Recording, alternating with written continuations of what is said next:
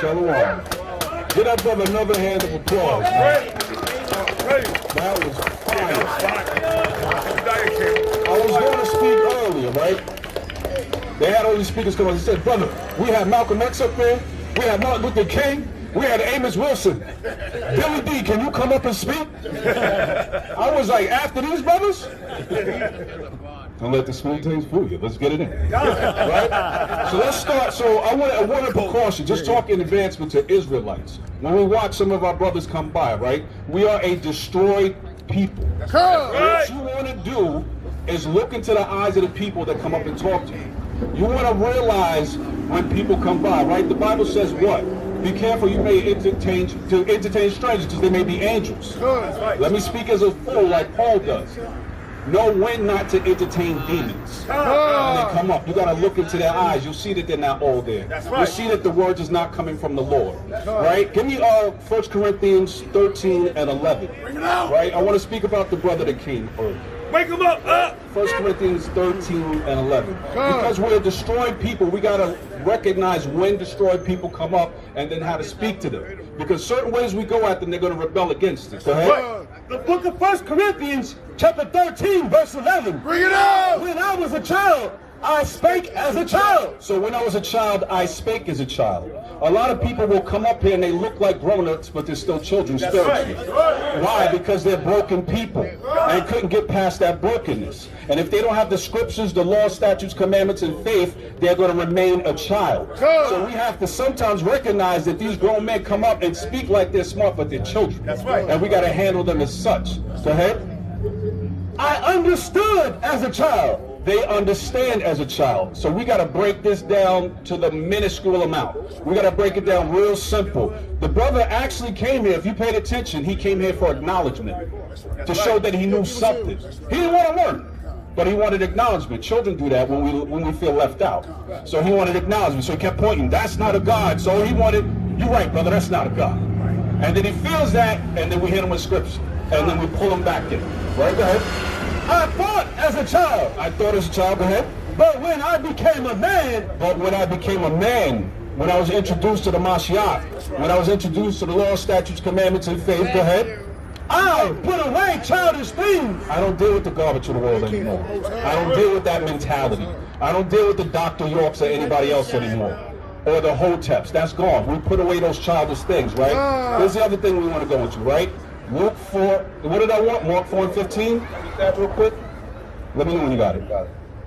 The book of Mark, chapter 4 and verse 15. Bring it out! And these are they by the wayside. These are they by the wayside, right? Although they're standing in the mix of the Most High, right? 2 or 3 in my name, and the Mashiach is here. These are they by the wayside. Go ahead. Where the word is sown, but when they have heard. When the word is sown. So now there's not really a lot of people listening, but right, we're on the internet, and there's people at home listening.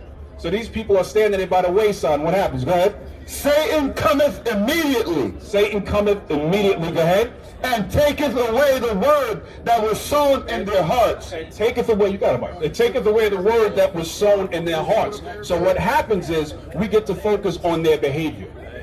Right? They move different. As you see, even the way he moved subtle. Right? And what does the Bible say about vain humility? That, oh, I'll move that for you. And you watch his movements. That vain humility distracts you from your message. We have to make sure that we don't give them too much attention. Right? Go ahead. What else I got? Yeah, give me that. So the brother that was here earlier, not including yourself, the brother that was here earlier, we're going to call him Peter. We're going to call him Peter. And why are we going to call him Peter? Matthew 16 to 23. The book of Matthew, chapter 16, verse 23. Bring it out! But he turned and said unto Peter, Get thee behind me, Satan. Get thee behind me, Satan. We got to know when that devil walks up. And guess what? The devil is not limited to white skin. There's black devils. We heard that in the world. Black devils. Get thee behind me, Satan. Go ahead. Thou art an offense unto me. You are an offense unto me. I'm telling you about the Mashiach. I'm telling you how to raise up our people, and you talking to me about trash. You are an offense unto me.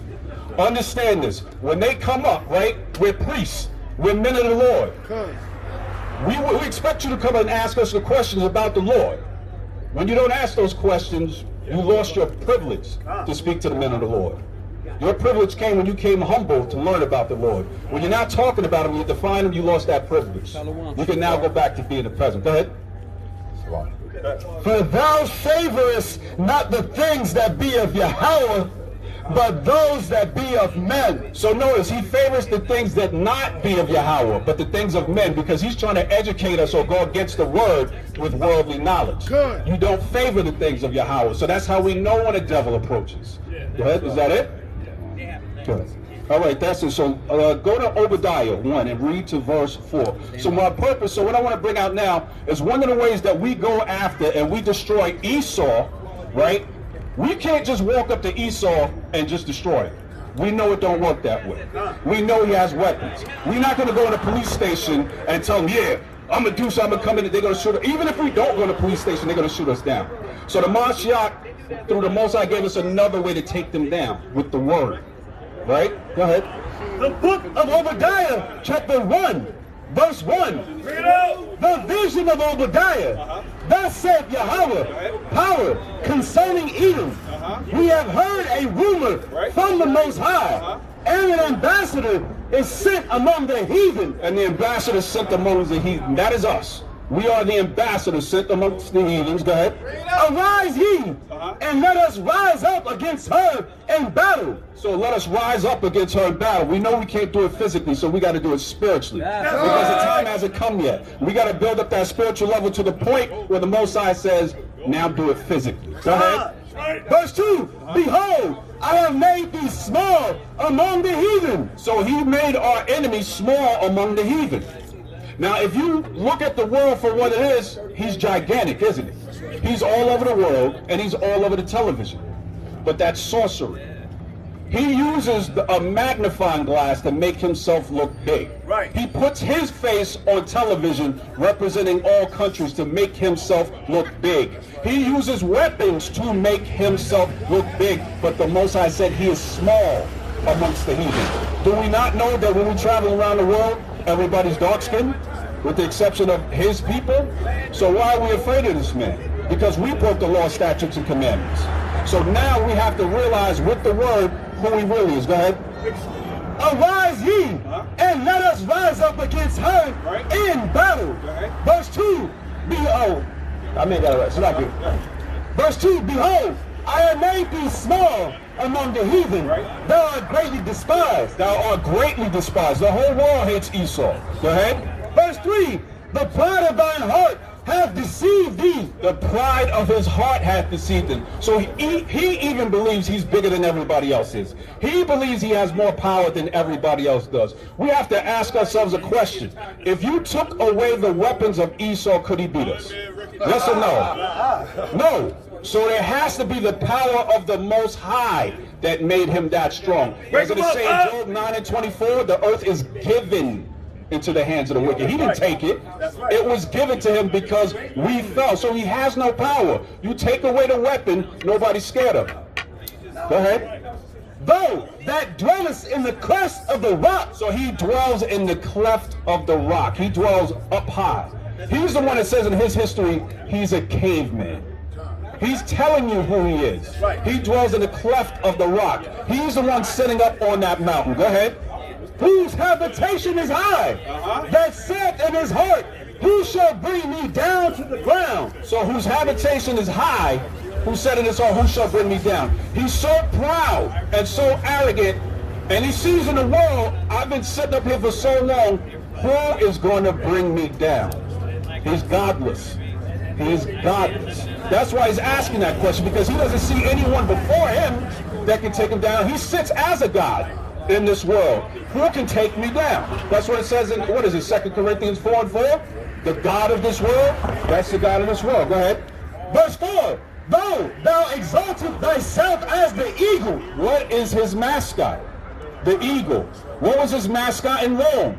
The eagle. What's his mascot in Russia? The eagle. The earth is given into the hands of the wicked. Everywhere he is, that eagle follows him. Everywhere he is, destruction follows him. So we know who this enemy is. Go ahead. And though thou set thy nest among the stars. This is a point I want to get into to Esau's education. Though thou set thy nest amongst the stars, you're high up.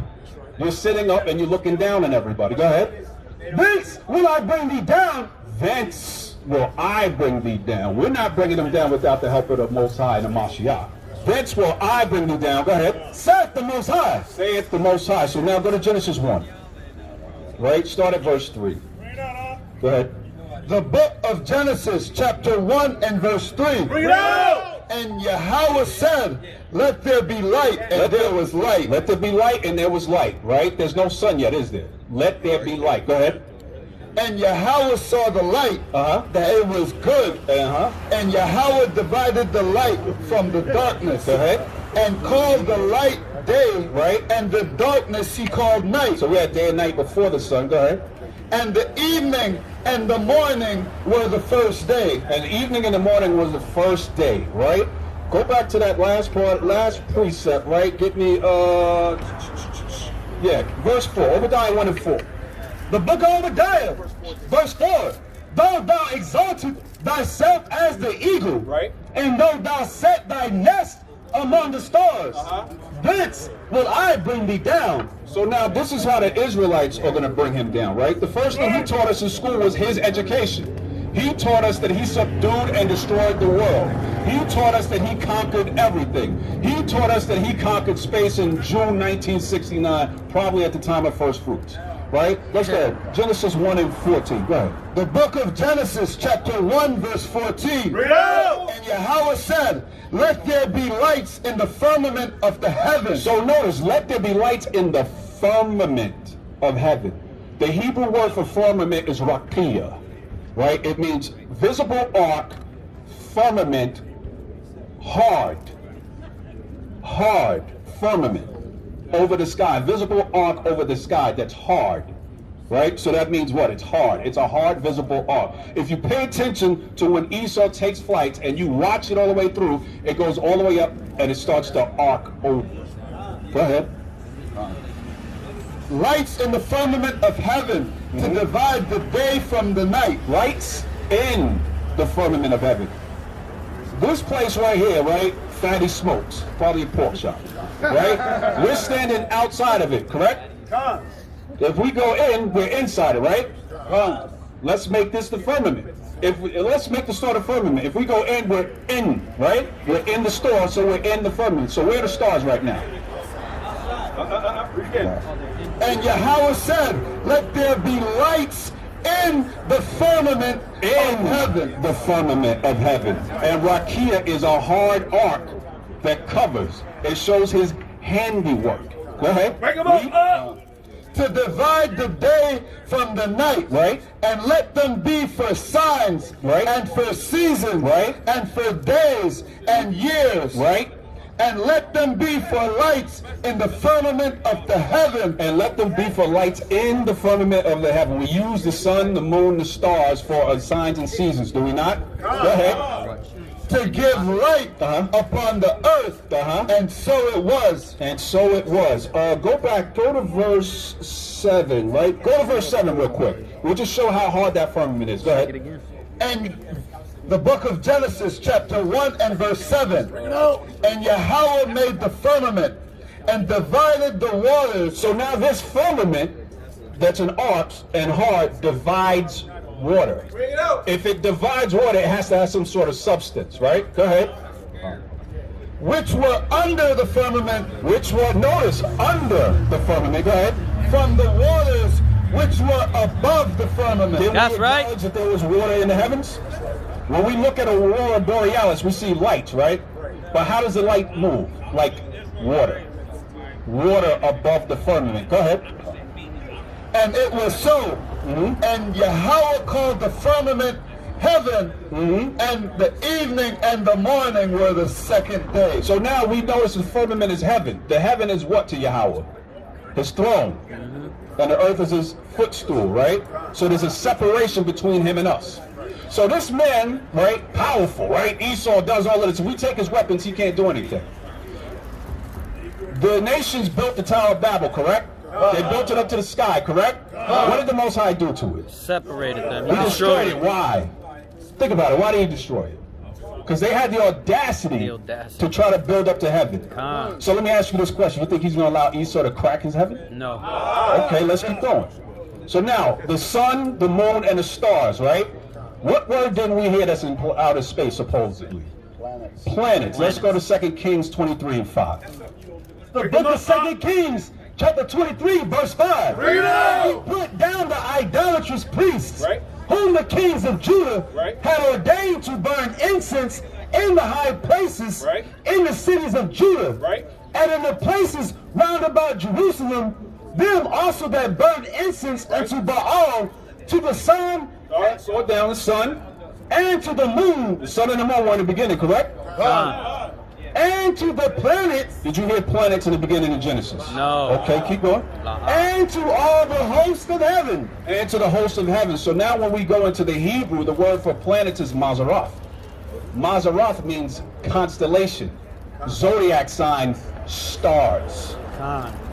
You heard planets in the beginning, but it was called stars. So notice now that the world outside of us is starting to shrink, right? Because nowhere else in the Bible does the word planets exist outside of that verse. Well, who told us about the planets? Esau. Who told us? It wasn't the Bible. Esau. Who told us? Esau. Who told us they went to space? Esau. Who told us we had no history before slavery? Esau. Why the hell do we believe him then? Esau. He never went to the moon. He never got there. He might have been within the firmament, but he never got outside of it. If the Babylonians can't build up high, he is not letting the devil come to his kingdom. That's right. So this is what I'm saying. This is how we start to take down Esau. We remove his education. Wake him up. Right? Because we said we believe thus saith the Lord, right? That's right. If the Lord did not put it in the Bible that there's planets outside of stars, if he put there's a firmament there that separated his waters, why we believe Esau when he tells his story? That's right. Because he told it to us when we were lost, before we got the word, when we were children, when he knew we would accept it, right? Think about that. So now, you got a precept there? This is the book of Proverbs, chapter 6, verse 16. Bring it up. These 6 things doeth Yahweh hate.